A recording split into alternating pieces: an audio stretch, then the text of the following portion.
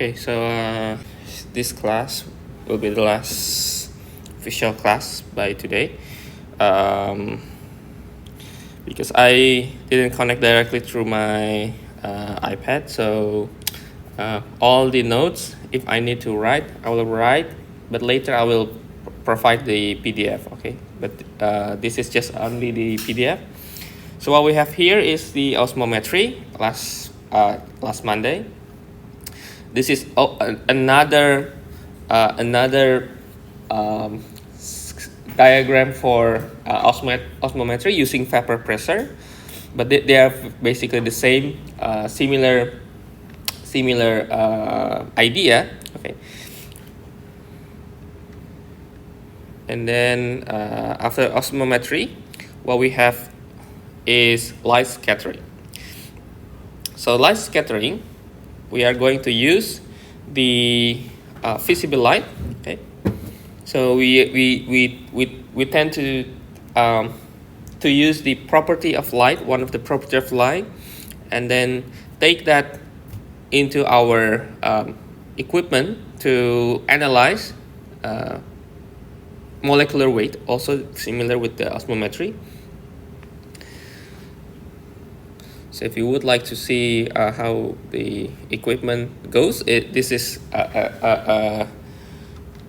the sample. Okay.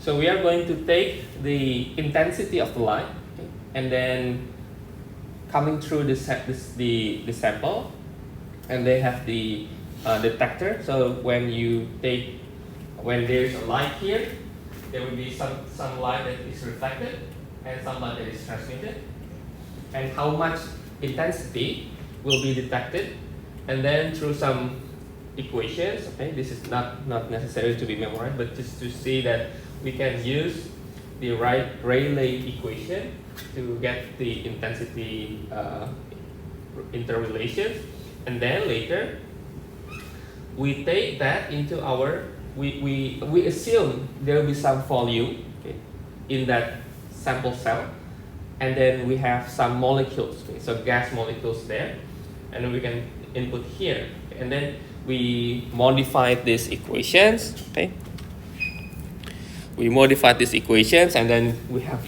another equation, and then we get into this last one here, which we have the molecular weight, okay, or the molar mass, and then we have also this lambda here, the wavelength from each of the light particles. Okay. So through some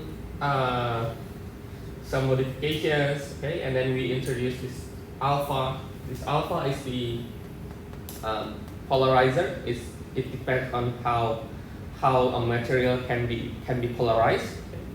So it will change, depends on materials. But the idea is still the same, using the Rayleigh equation, and then try to simplify it, and then we get what we call the Rayleigh ratio. The Rayleigh ratio will be some numbers that will depend on each of the equipment, okay. And then at the end, this will determine the molecular weight. I think the important, if you want to take notes, the equation, the first one, and then this one. Okay, and then let's continue a little bit. And oh yeah, this is what we have. So we have a symmetrical scattering. We assume if there is an ideal scattering, we have like a symmetrical graph. Okay.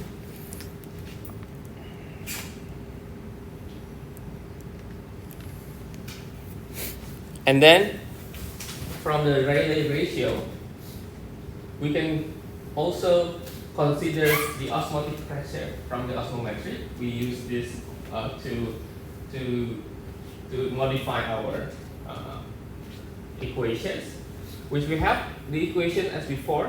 Okay, this is the Rayleigh ratio. This is the same, okay.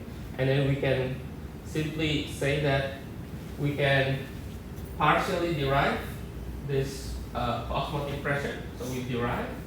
You see that this is 2A2. This is from here, and then this A3 is from the cubic. So we derive, and then at the end, we find that when we see the interaction, when the interaction is increasing, the ratio is decreased, and then we get this new equation, which includes this K and the delta R, and then we get this part from here. Okay.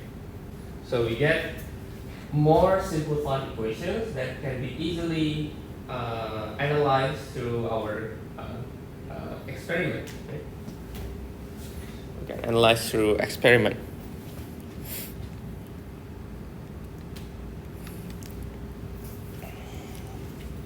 But for polymers, okay, so the previous one is for the small molecules. But for polymers, we are going to see that we have the delta R with different theta, okay, with different theta, and we have the new ratio P. Okay, and this ratio P depends on the theta will be multiplied with our equation, because the delta R is actually how the material can have some obstacles. Okay, so if you have line, if your Rayleigh ratio is high, it means that you have many obstacles. So that obstacles it seems that we can also use that for a polymer when they have a lot of or large molecules. So we can define this with this P. Okay. So that's the idea. And how to use this P is still not practical. So we need to also define P in different way. And the best way is, so if we take this P and then we take another equations taking U and E. U is the Q squared S squared, and S squared will be the gyration of the large molecules, and Q is the scattering vector, this one, and then we use that into our equation and makes this equation here. So we have additional multiplication, but still this is, I think, not really practical, so we need to also define this in another simplified equation. So we get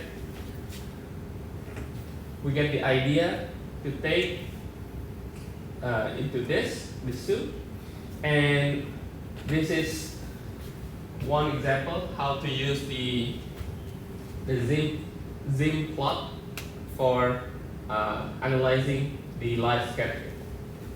So this will be Kc over delta R, this one. And this will be sine squared theta over 2 between here plus some constant. The constant will be defined here. So this is when theta is 0, theta with some number theta. And then this is where concentration 0, concentration 1, 2, 3. So we have some variation with concentration and theta. And then we can have this plot. And then we can extrapolate this one in with the linear equation. And then the intercept itself, when you take the theta when it's 0 and then the concentration 0, this is going to be 1 over molecular weight. So we get the molecular weight as the intercept from this Zim plot. So the slope will be the S squared. The slope will be the S squared. And when theta is 0, it means that we are going to have this one, right? So we get this constant from the intercept, and then we get theta 0, we get the slope of this. Okay, that's the light scattering. But actually, light scattering, we can have two methods, right? In general. I forgot to mention here. This is the static method. Okay, this one that I explained before, the static method, which means the equipment, so the material will be static, and then the laser or the light will be rotating. Okay. But there is another way we call the dynamic light scattering, and it's for different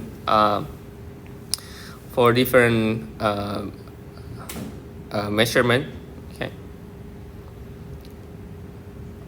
So that way the light will be keep that way, and then the usage for the dynamic is usually for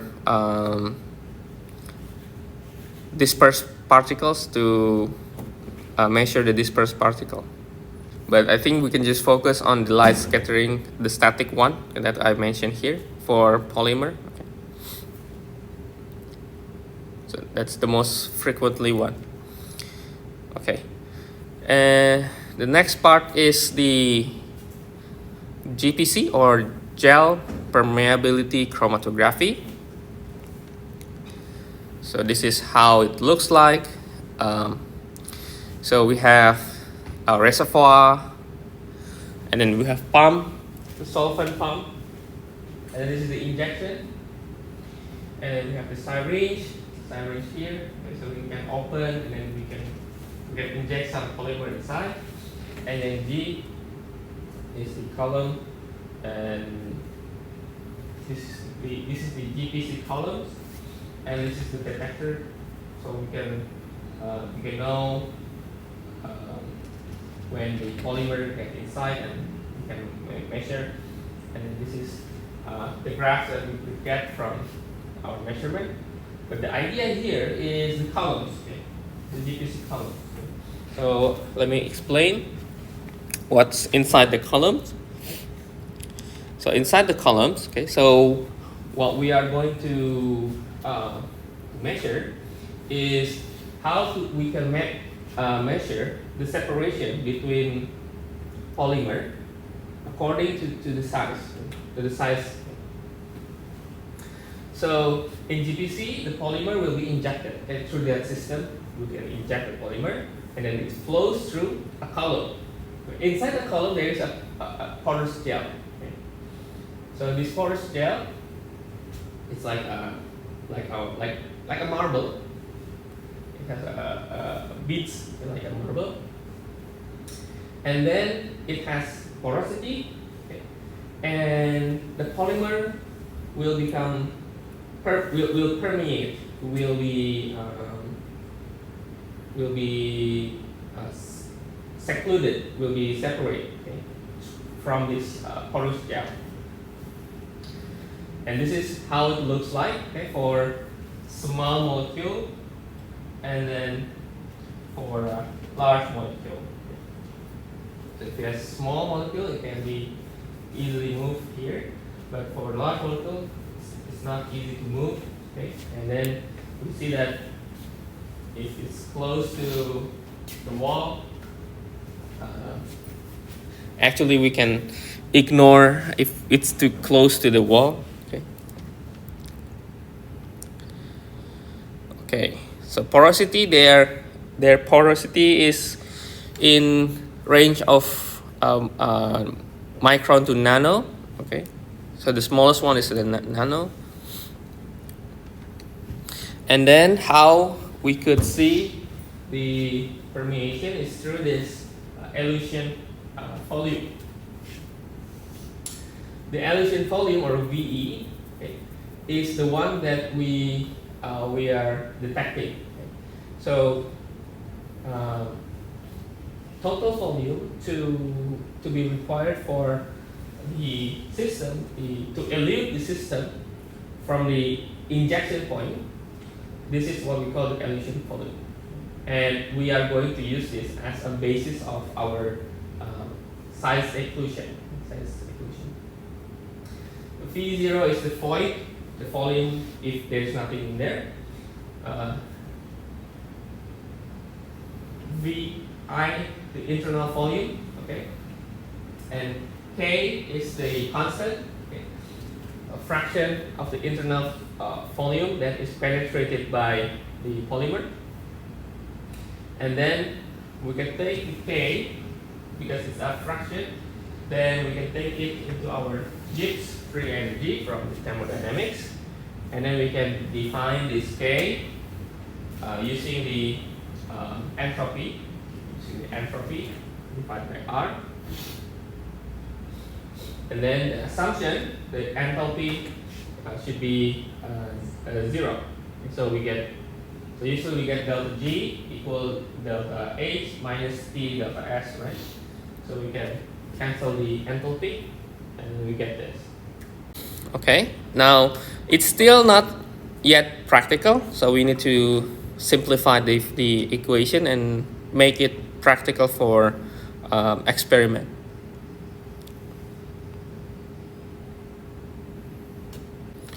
Okay, now the next part here is because the entropy will relate to the conformation of the polymer, which means how the polymer structure will affect the, remember that the entropy is the measurement of the disorder, right? So if your particles easy to move, it means that it can have higher entropy. But if it's not easy to move, it means that the entropy is less. Okay? So which means if we take a look at this, when we have large molecules, and if the molecules is close to the wall, it means that it's not easy to move. Okay? So here is, I'm right here, so number of conformation available is reduced inside a pore because close proximity to the walls. So if it's close to the walls, so the number for conformation for the structure will be not as good as if it is free. Okay? And then we take a new parameter L, which means it's the projection. So it can be diameter if this is sphere, but we can just say it's a projection. Okay? And A is the surface area. And then we can exchange our K using this formulation. Okay? So we still, you see the elution volume, because this is the one that we are detecting in the system of the GPC. Okay.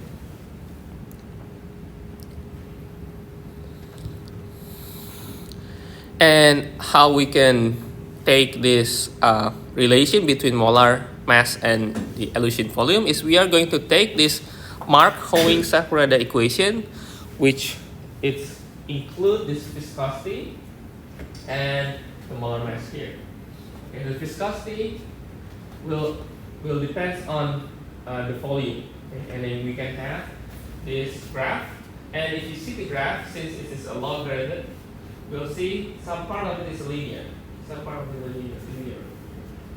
Okay, so I'm skipping some process, but this is the equation we call the Mark-Hoeing-Sakurada equation. And then what's interesting in the GPC, we can find the distribution. So we can find the molar mass distribution. So this is another way to see the usage of the GPC. So we get from the computer in the GPC, we get what we call the chromatogram. Okay? The chromatogram, which is this. This is the VE. Okay? VE. And then we need to convert this graph into our mass, molar mass. We could convert through this dW. dW is small part in here in the weight, small weight fractions. This is functions of this VE. So dVE, and then this is integration V, dE, and dVE. And then through the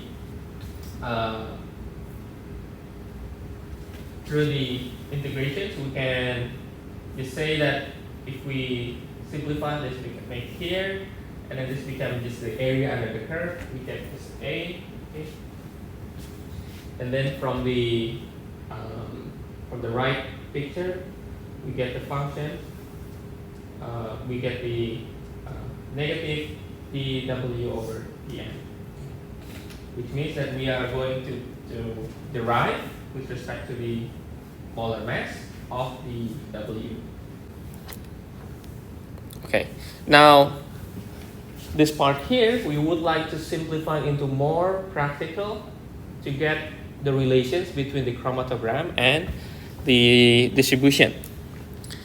So what we could do is we convert through some chain rule here. So we define this DVE and LMN. Okay. And then we get the Ln.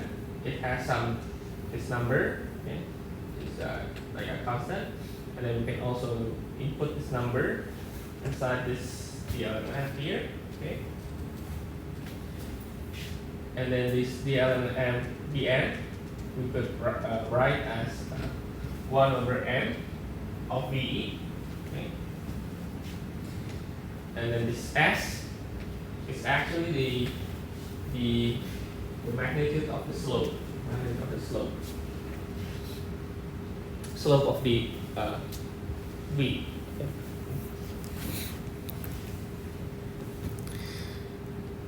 Okay, so I think this one here is, I believe, if we know the function or if we know the relations from the graph here also, we could find the W and we could define into a new molar mass distribution.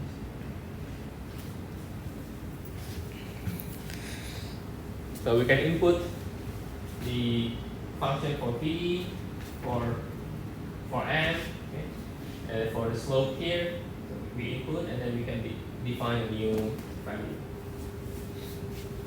So that's how we get the molar mass distributions. Okay. So that's GPC.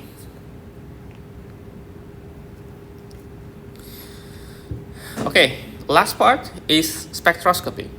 And I think I will focus spectroscopy on a few, okay, not because there's many spectroscopy method and equipment. I will focus only for at least 3. So first is spectroscopy is the measurement of the absorption and emission for if we have radiation, some light. So the energy is equal to the Planck, and n is a frequency, so sometimes n, sometimes f frequency.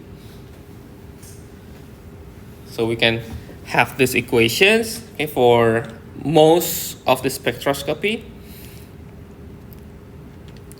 Okay, and then there are many different applications within all range of spectrum. If we take the X-ray, we have the electron microscope. We can have the X-ray, the XPS. We can have the XRD, and then for UV, we can have the UV visible spectroscopy measurements. Okay.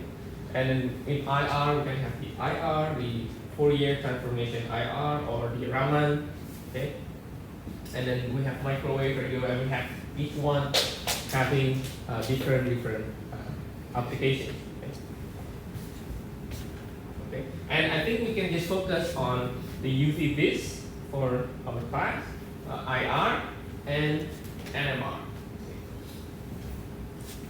And I will just giving you with a slide only a few important things about those 3. So first is Beer-Lambert or Lambert-Beer law. Okay. The idea is we are going to have some A is for the absorption. This epsilon is the molar absorptivity, depends on the molecules, and C is the concentration, and L is the distance. This is here.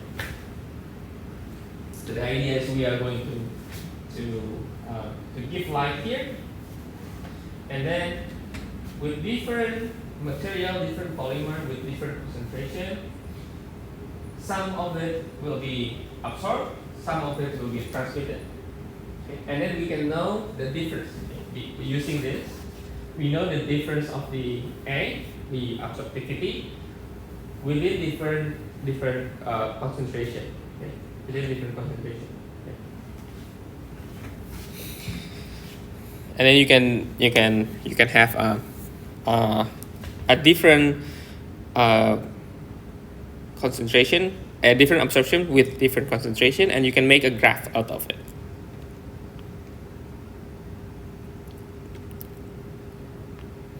And then how we can see the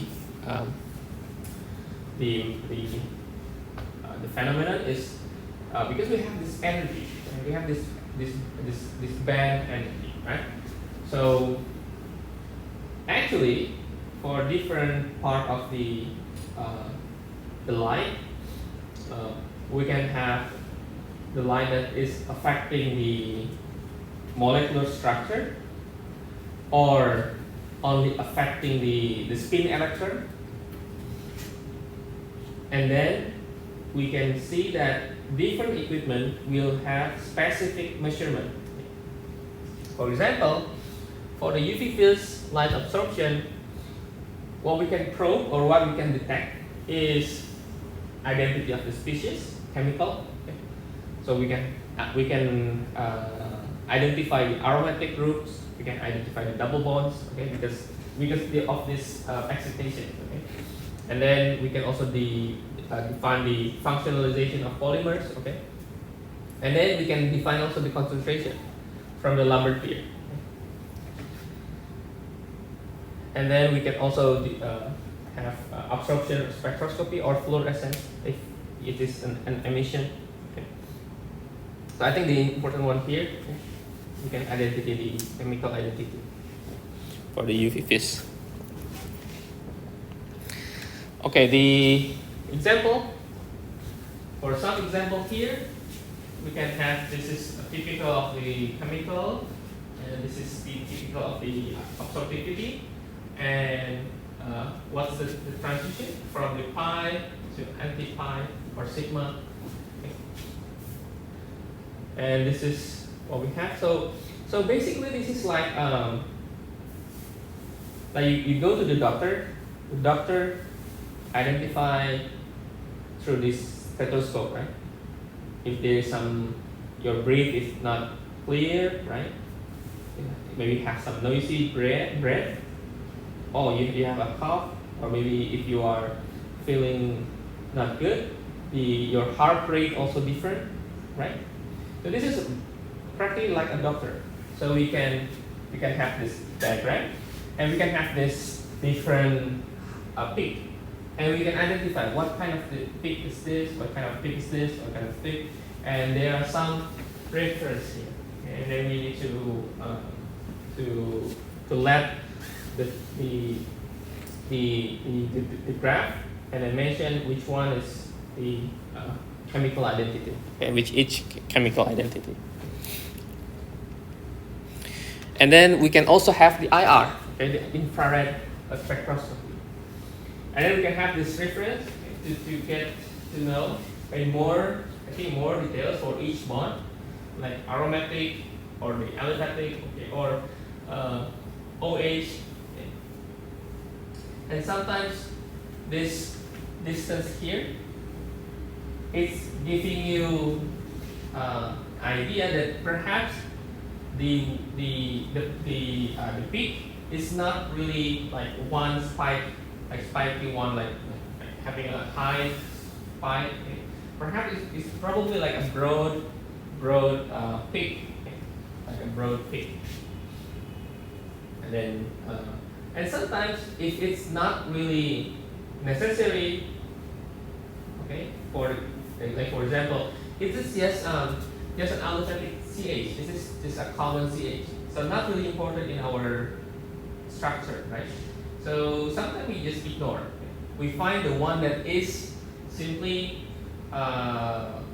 unique in the polymer. Maybe we have the C triple bond with N. Maybe this is the one that is the unique one. Then we focus finding here, because you see, this is in the similar range. Right?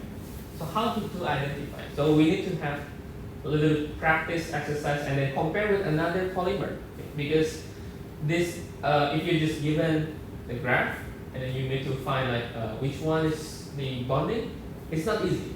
Sometimes you have this. Right? It's the same range, right? How to identify?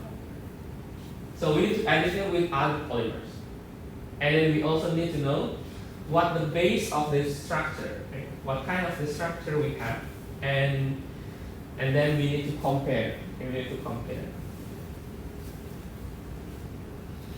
then we also know which one has a broad peak, which one has a narrow peak.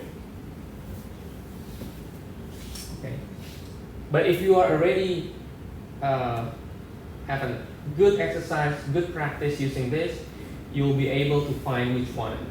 And it's actually easy. After some practice, experiments, maybe 5 times, you already get the idea. So this is for the molecular vibrations, okay? The bonding. Okay? So you can probe the chemical identity, and then it will be precise and accurate chemical information for the IR. This is the example what we have in IR. Here, look here. Very. So the one that is really high, this is the one that we need to find. What is this? And then we have this range, okay? And then we have this aromatic, okay? And we have also here. So the one that is here, not really important. We need to take the one that is really high in the intensity. And then you can see here, this is different peak, right? But they are the same material, but different toxicity.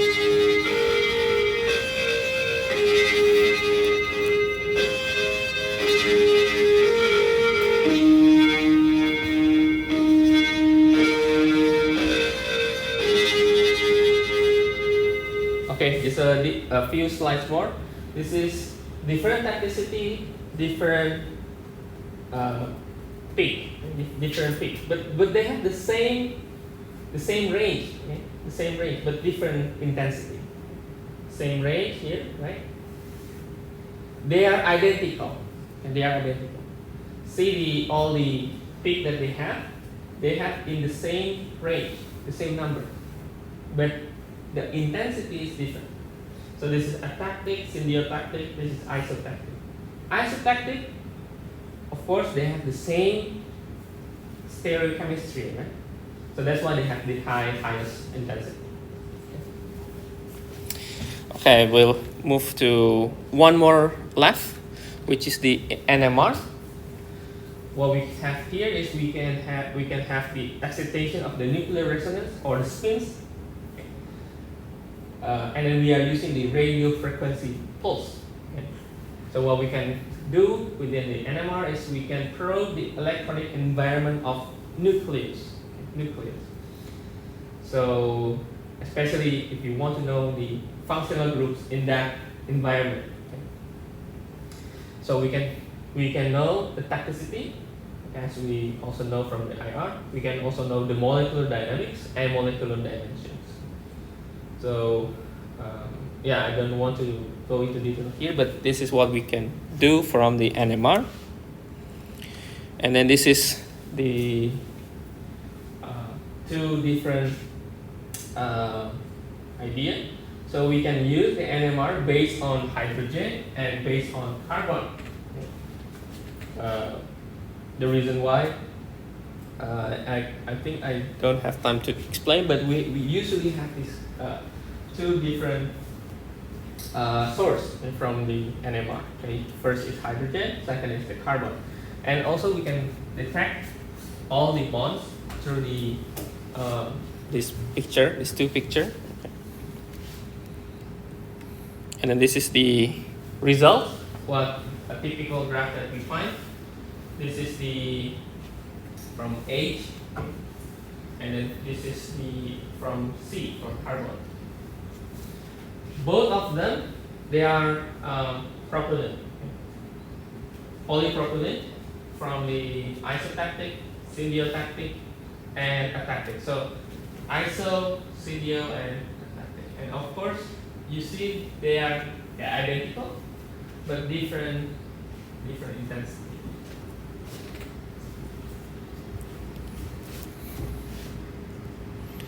Okay, just a summary as a last slide. We can have a methods to determine molecular weight, which is the osmometry. Basis is the colligative phenomenon or the osmosis techniques. We can measure the molecular weight average, and then light scattering. This is based on the density of the dissolved polymers, the fluctuations, and we can measure the weight average, conformation of polymer, because we know the polymer can have a different structure, and then we can also find out the Flory-Huggins parameter, and then GPC. It's based on diffusion through some matrix, some porous matrix, and then we can measure the relative molecular weight distributions. Oh yeah, I forgot to mention and emphasize, in GPC, you cannot find the absolute molecular weight. What you can find is some molecular weight relative to other molecular weight. So in GPC, you have a reference, polymer reference, and you have your samples. So what you can do is you can actually compare with this reference. So the result is not the absolute value. So that's why when you have the graph of chromatogram, you need to convert to the molar mass distribution. If you just use the chromatogram, it's not valid. So you need to convert to the molar mass distribution. So we call it, this is measuring relative molecular weight distribution. And then we can have spectroscopy based on at least three for our course. UV-Vis, which is electron excitation, IR to find the molecular vibration, and NMR to find the chemical composition. So NMR is more precise. Okay. IR is just like in general, molecular composition in general, vibrations, but NMR is definitely saying that, oh, this has these compositions. And then I believe this will be our summary. And of course, in the final exam, I will ask something that is quite general, but you can elaborate by your own. Okay? So if you are going to elaborate more in details, you can check all this stuffs. You can add with your own explorations. So if you want to find more about osmometry or light scattering or GPC, you can write more. Okay, but I will just ask you questions that is quite general, and you need to elaborate what it means, or maybe you need to explain how we use it. Okay, just that example. Okay, I think that's all for today's class.